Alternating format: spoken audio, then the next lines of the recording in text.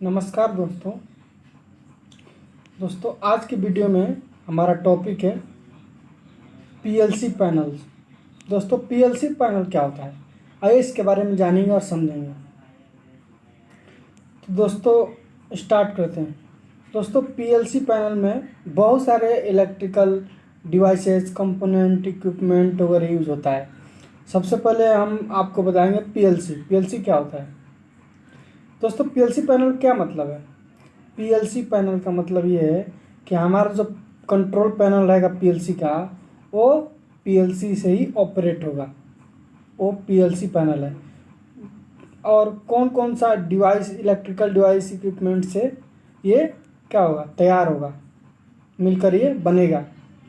तो आइए दोस्तों इसके बारे में हम जानेंगे। आइए दोस्तों सबसे पहले मैं पीएलसी के बारे में बता दिया कि पीएलसी रहेगा, उसी से ऑपरेट होगा। पीएलसी रहेगा, स्टार्टर्स होते हैं। दोस्तों ये डिपेंड करता है कि हमारा मोटर कौन सा है और कौन सा वर्क है। दोस्तों मान लीजिए हमारे पास एक पावर प्रेस मशीन है जो कि प्रेसिंग का काम करते हैं मशीन, तो उसमें जो हम यूज़ करेंगे पीएलसी उस मशीन में, उस मशीन का जो पैनल है पीएलसी पैनल, तो दोस्तों उसमें पीएलसी रहेगा आपका। स्टार्टर्स रहेंगे, स्टार्टर्स में अगर रिवर्स फॉरवर्ड भी ले लीजिए, या स्टार डेल्टा या डॉल स्टार्टर ले लीजिए।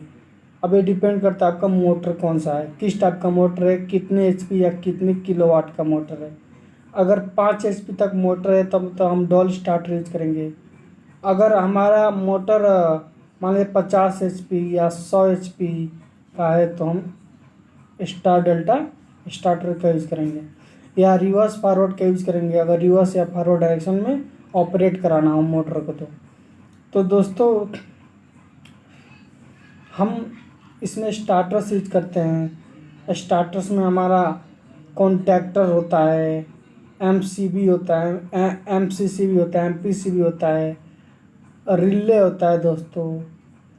और इसमें कनेक्टर्स होते हैं, टर्मिनल ब्लॉक होता है, एसएमपीएस होता है, करेंट ट्रांसफार्मर होता है दोस्तों, सीटी, एचएमआई होता है, करंट को मेजरमेंट करने के लिए एम्पियर मीटर होता है, इसमें स्टेप डाउन ट्रांसफार्मर होता है। तो दोस्तों ये सारे इलेक्ट्रिकल डिवाइसेस हैं, इक्विपमेंट है, इसमें वायर है, केबल्स हैं, ग्लैंड है, जिसे पैनल मिलकर क्या होता है, बनते हैं, तैयार होते हैं। दोस्तों अब आइए हम जानते हैं पैनल कैसे वायरिंग होता है, कैसे कैसे इसका हम सेटअप करते हैं, और वायरिंग होने के बाद ये कैसे वर्क करता है। दोस्तों तो देखिए सबसे पहले दोस्तों मैंने ये बताया आपका इलेक्ट्रिकल डिवाइसेस में कि पीएलसी है। दोस्तों पीएलसी क्या होता है इसके बारे में थोड़ा शॉर्ट में बात करेंगे। शॉर्ट ये समझते हैं पीएलसी क्या होता है। ये प्रोग्रामेबल लॉजिक कंट्रोलर एक इलेक्ट्रॉनिक डिवाइस है दोस्तों। ये कंप्यूटर भी कह सकते हैं, मिनी कंप्यूटर दोस्तों, या एक कंप्यूटर जैसा वर्क करता है दोस्तों। ये इसमें इनपुट आउटपुट मॉड्यूल होते हैं, और इसमें दोस्तों मेमोरी होता है, चिप, उसमें सॉफ्टवेयर को अपलोड करते हैं और प्रोग्राम करते हैं दोस्तों। बिना प्रोग्राम का वो ऑपरेट नहीं हो पाएगा। और पीएलसी सारे सिस्टम को कंट्रोल करता है, पीएलसी का ही वर्क है दोस्तों। तो आइए समझते हैं वायरिंग कैसे कैसे होता है, शॉर्ट में हम जानेंगे। दोस्तों सबसे पहले क्या होगा कि हमारा स्टार्टर्स तैयार होगा, रिवर्स फॉरवर्ड या स्टार डेल्टा कोई भी ले लीजिए, जिसमें कॉन्टैक्टर रहेगा, ओवरलोड रिले रहेगा। दोस्तों ओवरलोड ये जो कॉन्टैक्टर रिले है, रिले बोर्ड भी हो सकता है, ओवरलोड रिले हो सकता है, दोनों में से कोई भी हो सकता है। डिपेंड करता है दोस्तों किस टाइप का हम स्टार्टर्स बना रहे हैं और मोटर किस टाइप का हम ऑपरेट करा रहे हैं, रनिंग करा रहे हैं। तो सबसे पहले स्टार्टर तैयार करेंगे कॉन्टैक्टर। दोस्तों कॉन्टैक्टर क्या होता है? कॉन्टैक्टर एक इलेक्ट्रिकल डिवाइस है जो मेन सप्लाई को स्विचिंग करता है, सर्किट को ऑन ऑफ करता है, उसे हम कॉन्टैक्टर कहते हैं। ये सिमिलर होता है रिले का, लेकिन दोस्तों रिले थोड़ा सा डिफरेंट है। रिले क्या होता है दोस्तों? रिले एक प्रोटेक्शन डिवाइस है जो कि सर्किट को भी क्लोज ओपन करता है, ऑन ऑफ। दोस्तों हमारा ओवरलोड रिले क्या होता है? ओवरलोड रिले होता है जो मोटर को ओवरहीट से, ओवरलोड से या इलेक्ट्रिकल कोई फॉल्ट हो उससे प्रोटेक्ट करता है, उसे हम ओवरलोड रिले कहते हैं दोस्तों। उसके बाद हमारा आ जाएगा MCB, MPCB, MCCB। दोस्तों MCB क्या होता है? Miniature circuit breaker. इसका वर्क क्या है? दो प्रिंसिपल है दोस्तों। मिनिएचर सर्किट ब्रेकर जो होता है MCB, वो कहीं अगर इलेक्ट्रिकल में शॉर्ट सर्किट फॉल्ट हो जाए इस पर ट्रिप हो जाएगा, या ओवरलोड हो जाए उस पर ट्रिप हो जाएगा। MCCB क्या होता है दोस्तों? मॉडल के सर्किट ब्रेकर। ये MCB जो है ना, उसी बेस पे भी वर्क करता है। जो दो प्रिंसिपल है, शॉर्ट सर्किट फॉल्ट पर ट्रिप होगा, ओवरलोड पर ट्रिप होगा, वैसा ही सेम है। अंतर क्या होता है दोस्तों? इसका रेटिंग करंट हाई हो जाता है MCB से। मान लीजिए MCB अगर 63 एम्पियर का है तो आ जाएगा 70 एम्पियर, 85 एम्पियर, 90 एम्पियर, 100 एम्पियर, ये MCCB हुआ। और इसमें क्या होता है दोस्तों? एक अंतर होता है, MCB जो रेटिंग करंट है वो फिक्स होता है। अगर 32 एम्पियर का है तो 32 एम्पियर पे ही क्या होगा? ओवरलोड होगा तो ट्रिप होगा। MCCB में क्या होता है दोस्तों? उसमें वेरिएबल करंट वेरिएबल रहता है। हम अगर मान लीजिए अगर 100 एम्पियर का MCCB है तो उसे हम 50 एम्पियर, 60, 70, 80, 90 ये वेरिएबल कर सकते हैं करंट को ट्रिप होने के लिए। तो ये हमारे इसमें एक एडवांटेज है दोस्तों MCCB का। अब MPCB क्या होता है दोस्तों? Motor protection circuit breaker. Motor को प्रोटेक्शन करता है, किससे? अगेंस्ट, किसका against? Overload, short circuit fault या इलेक्ट्रिकल फॉल्ट हो गया, ये सब होता है MPCB दोस्तों।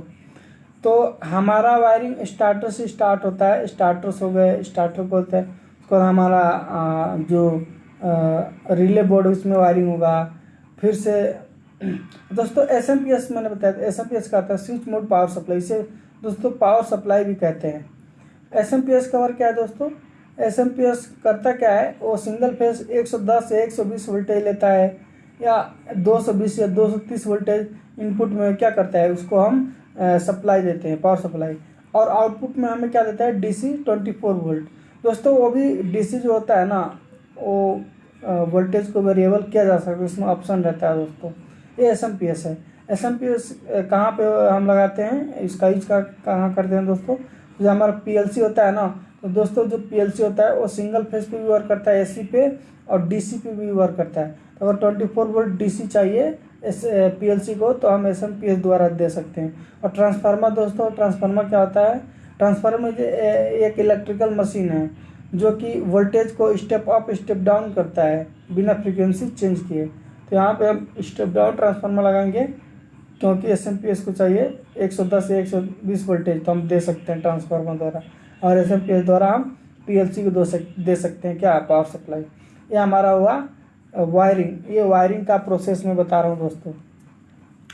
स्टार्टर्स हो गए, ट्रांसफार्मर हो गए, MCB।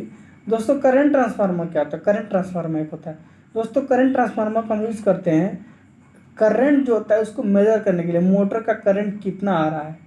दोस्तों करंट ट्रांसफार्मर क्या करेंगे? जो 3 फेस होगा उसमें से तीनों वायर, अगर तीनों केबल का अगर हमें करंट चेक करना है तो तीनों में एक एक करके लगा देंगे सिटी करंट ट्रांसफार्मर। और उसका हम एक एम्पियर मीटर लगाकर उसका वायर उसे ले कनेक्ट कर देंगे दोस्तों। तो उसमें हमारा करंट शो करेगा कितना एम्पियर करंट ले रहा है मोटर। और HMI, human machine interface, human machine interface दोस्तों, इसमें हमारा सारा सिस्टम करंट वोल्टेज सारा शो करता है, वो HMI होता है। शॉर्ट में यही जानिए दोस्तों। तो हमारा ये वायरिंग का प्रोसेस है दोस्तों। सबसे पहले क्या करेंगे? हम मेन पावर सप्लाई लेंगे 3 फेस का, वो देंगे हम अपने ट्रांसफार्मर में, वहाँ से और MCB में, MCCB में, MPCB में, वहाँ से हम देंगे स्टार्टर्स में, स्टार्टर्स में देंगे, वहाँ से देंगे रिले बोर्ड में, वहाँ से देंगे PLC SMPS में, और SMPS के बाद हम देंगे अपना पावर सप्लाई PLC को। अब PLC का जो आउटपुट है वो हमारा ऑपरेटिंग पैनल में जाएगा दोस्तों। ऑपरेटिंग पैनल क्या होता है अभी मैं आपको बताऊंगा। तो ऑपरेटिंग पैनल में चला जाएगा। पैनल में ऑपरेटिंग पैनल में हमारा जो आउटपुट मॉड्यूल होता है वो जाकर पीएलसी का वायर कनेक्ट हो जाएगा पुश बटन में दोस्तों, वही ऑपरेट करेगा। तो दोस्तों ये रहा पीएलसी पैनल, सारा सिस्टम सारा प्रोसेस यही कंट्रोल करता है पीएलसी। ये पीएलसी पैनल है दोस्तों। अब आइए जानेंगे दोस्तों ऑपरेटिंग पैनल क्या होता है, इसके बारे में हम जानेंगे। ऑपरेटिंग पैनल का मतलब जो मशीन को ऑपरेट करता है। तो दोस्तों पहले हम जानेंगे ऑपरेटिंग पैनल क्या होता है, कैसे वर्क करता है। दोस्तों ऑपरेटिंग पैनल में हमारे पुश बटन लगे रहते हैं, जैसे NONC। ये पुश बटन का NONC एक क्या है, टर्मिनल ब्लॉक है दोस्तों। सॉरी दोस्तों, टर्मिनल ब्लॉक नहीं है, NONC एक ऑक्सिलरी कॉन्टैक्ट है, इसे हम ऑक्सिलरी कॉन्टैक्ट कहते हैं दोस्तों। NONC ये पुश बटन में रहता है।